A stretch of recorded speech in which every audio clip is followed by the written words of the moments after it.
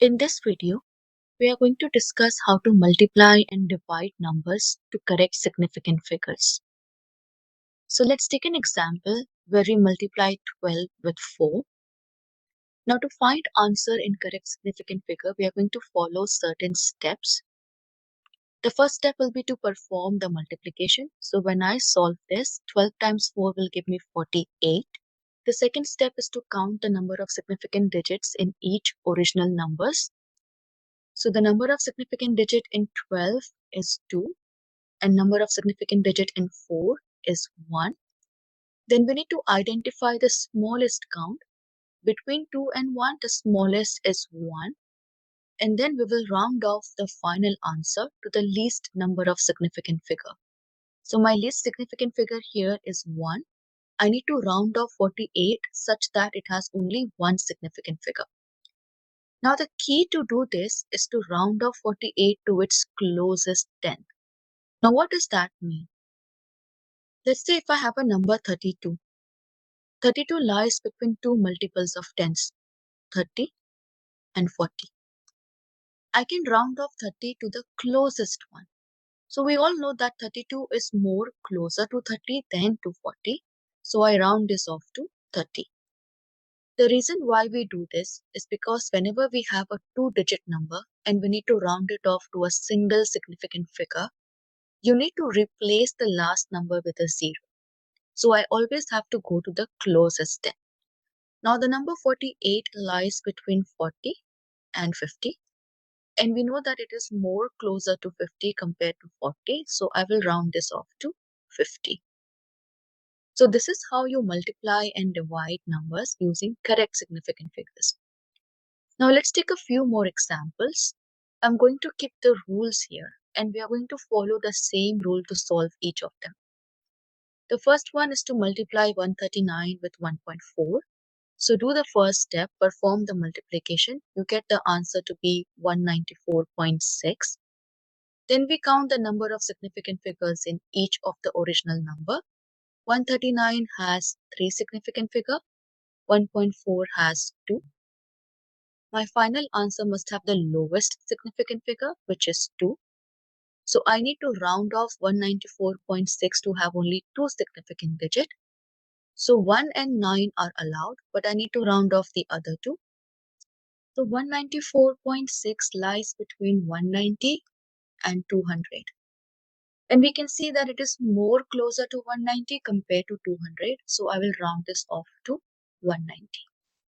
Now when I count the number of significant figures, we have only 2 here, which is equal to the lowest significant count. The 0 here is a trailing 0, and we know that trailing zeros are not significant. Now let's look at the next example. We multiply 124 with 3.6. The answer you get is 446.4. Then we count the number of significant figures in each of the original numbers. 124 has 3 significant figures, 3.6 has 2. The lowest between 3 and 2 is 2. So I need to round off my final answer to have only 2 significant figures. So 446.4 lies between 440 and 450. And we know this number is more closer to 450 compared to 440. So I round this off to 450. Now, if you're ever confused between which one to choose, just look at the digit right after the allowed number of significant figures. So I'm allowed 2 digits. Right after that, you have number 6. If this number is greater than 5, if your number is greater than 5, then you go to the higher end. And if it is less than 5, like in case of 194, 4 is less than 5, then you go to the lower end. So since 4 was less than 5, I chose 190, not 200.